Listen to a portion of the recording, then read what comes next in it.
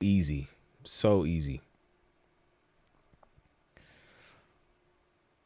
What's good? Welcome to the stream. Shout out to my new Sync Producer Hub members in the building. Let me know where you guys are from and what you do. If you're just joining the stream, drop some questions in the chat. Today is launch day, man. We just launched the I Make Music Not Excuses journal. This is your blueprint to taking action, to thinking bigger, to building discipline. Because a lot of people, listen, man, the consistency and discipline is the hardest thing. It's the hardest thing. Making music is easy, but the discipline to come home after a long day of work, go down, put an hour in, 2 hours in when you're dead tired and you don't feel inspired, that is the work. This will help you master that, because that is what's going to make you an animal, is discipline. Because you'll be able to do things that most people can't do or just want to do.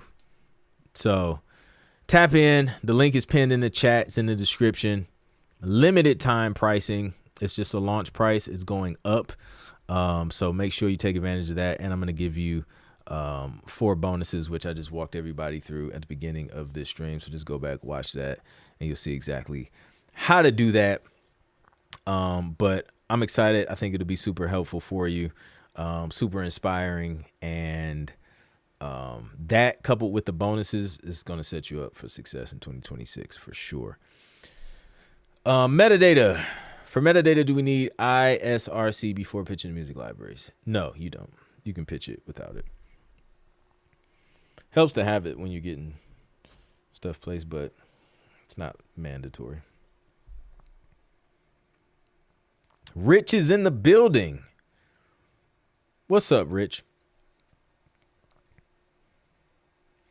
Rich is over there high right now. What are you medicated on, Rich? Hopefully you feel better soon, man. Jason, shout out to Jason. Jason, he's out today. He's sick. I think he said he had the flu or something. Y'all pray for the hub members, man. We struggling this week, apparently. The only reason I'm not sick is because my kids are homeschooled. They're not in school. If they were in school, absolutely I would be sick. I'd probably be canceling like every other week, dealing with these little snotty nosed little kids. All right. I appreciate the answer, bro. I think I could be going from the road to 10 placements to the 20 placements boulevard. To 20 placements boulevard. Sooner than I think. Yes, dude, listen. 10 is not the destination, right?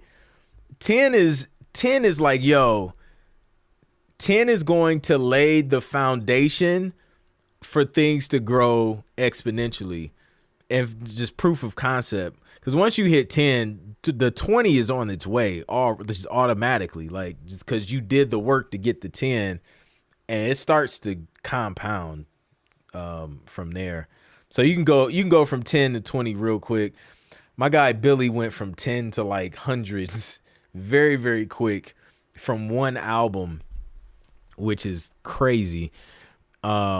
So it can have, like, sync is like one of those things where it could seem like it takes a very, very long time to like get things started. But then once it starts, like it starts, and then you're like, oh, okay, here come placements now. It just, if you're patient, most people can't be patient to get through that slow phase. But if you can be patient, like what this book will teach you, I'm gonna keep plugging this book. This entire stream, like this book will teach you. This is gonna turn into a one of those late night infomercials. But no, seriously, like patience is everything, man.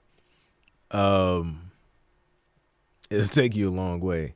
Old man aches and pains. Hey, I feel it. I've been too busy purchasing Netflix, Warner Brothers, Discovery, and multiple other stuff. Oh, no, okay.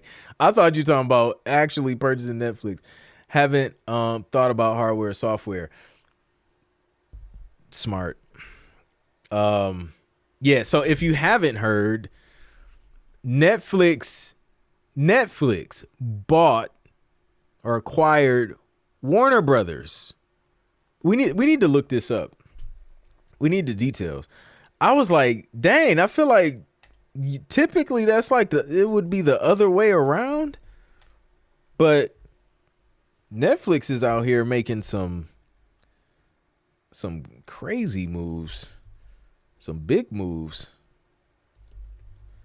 So let's see, like, and HBO. Netflix is out here like, I'm about to buy out all of y'all and own everything. So let's see if we can get some information here. All these pop-ups, bro. All right. So it says Netflix agrees to buy Warner Bros. In a $82.7 billion deal with a B that will transform Hollywood, I'd say. Netflix agrees to acquire Warner Bros. Discovery for $72 billion, gaining iconic franchises like Batman, Harry Potter, and Friends alongside its hit originals. Netflix will also take on more than $10 billion in Warner Bros. Debt. So they're going to get that 72, but you also about to get this 10B in debt, which honestly, I mean, that's not bad. Pushing the deals, I said that's not bad. Like I got $1 billion, 10 billion at that. Pushing the deal's enterprise value to $82.7 billion. Huh. The deal would give Netflix over, I don't understand that, but the deal would give Netflix over 420 million streaming subscribers worldwide, making it far larger than any competitor in the streaming market. That is wild. Industry groups and antitrust experts oppose the deal, citing threats to movie theaters. Movie theaters have already been threatened. That's like in competition for creative talent in Hollywood. That's a huge move. I wonder. It says Netflix prevailed in a contentious bidding war to buy Warner Bros., agreeing to pay. So, okay, we know that. So it bought the studios. It's getting the studios too. So for the storied Burbank film and television studios, its spacious lot, HBO, and the HBO Max streaming service.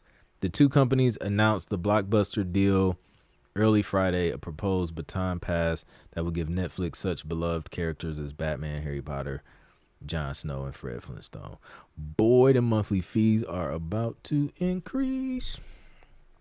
But yeah, they getting that content. That should be interesting though. But yeah, shoot. I'm with Larry. Go get some stock, cause that's gonna shoot up. I'm sure it probably shot up since the news was announced. Missed out on that one. Not really, because I have some stuff in ETFs which Netflix is a part of, so I reaped a little bit of the benefit of that. That's fire though, because not only do they get the content, but then they also have the studios to create even more content. And buying a studio that dates back 102 years to the silent picture era represents a major strategic shift. Spurred it to life in 97 by buying movie DVDs and mailing them in red envelopes to customers. I remember that. Y'all remember the red box? Man, that era seemed like it was quick. Like, yeah. So interesting. But listen, like, this is another sign though that like content is everything. Visual content is everything, and it's going nowhere. And they need music for it. That's where we come in. It's not slowing down. The only thing I don't like about streaming is the royalty rate. It's trash. You still get some decent upfront sync fees for stuff that's synced on shows that stream, but the back end royalties are like garbage. But yeah, that's a power play right there. I've been submitting to libraries in UK and Canada. In addition to US libraries, my PRO is ASCAP, but was wondering if you would recommend getting a SOCAN account, or am I okay with ASCAP? You should be okay with ASCAP. Unless like a publisher's like you have to be with SOCAN. ASCAP should be able to collect anything that's earned in those territories for you. Rich says, feeding music to DistroKid essentially means that I can't pitch to sync libraries for exclusive use, right? It depends. It depends on the deal. Honestly, I can't really say yay or nay without seeing the agreement. That's something I always would just ask the publisher on a publisher to publisher basis, because it really depends. Question, what is the ideal song structure of sports hip-hop, similar to reality show tracks? Can you speak this? Yeah, Jason. So I kind of structure it the same way. Sports songs, depending on the energy, sometimes it's dope to start with a hook, but you can start with the verse, go into the hook, second verse, hook again, maybe double up on the hook. I have a couple of sports songs where we kind of have like because the tracks were kind of short, we threw like a third verse in there. But that third verse could be either, a verse, a full verse, or it could be like some sort of breakdown or whatever. So yeah, structure pretty much the same. And then you can kind of decide if you want to start with the hook or with the verse, but principles still apply. Build up, quick intro, not super repetitive unless they ask for repetitive, because I have gotten briefs where they're like, hey, we're using these tracks for March Madness, we want them to be melodically repetitive and not a lot of changes. So that could happen, but generally, yeah, pretty much the same structure.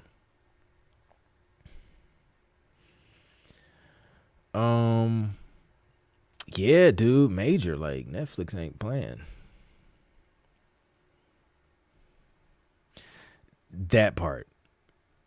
Like, Harry Potter is a massive franchise. Batman is there's some heavy hitters included in that deal. So I don't it's like what what is like Netflix is, that puts them in a massive position in terms of like streaming mega player, and they're moving into visual podcast and stuff like that. Maybe Sync Producer Live could be on Netflix one day, but they're like moving into that. So it's like it's only getting bigger. It's only getting bigger. So now's the time to learn how to get our music in these shows. The exponential growth in individual stocks will increase greatly with Netflix in the future. Yeah. When creating content for social media, can we submit music that we made in those videos? Sometimes you can. And then sometimes you can't. Like, it just depends on what you're working on. Like, usually, it just depends. Like, sometimes I'll share some stuff, maybe not share like the whole thing.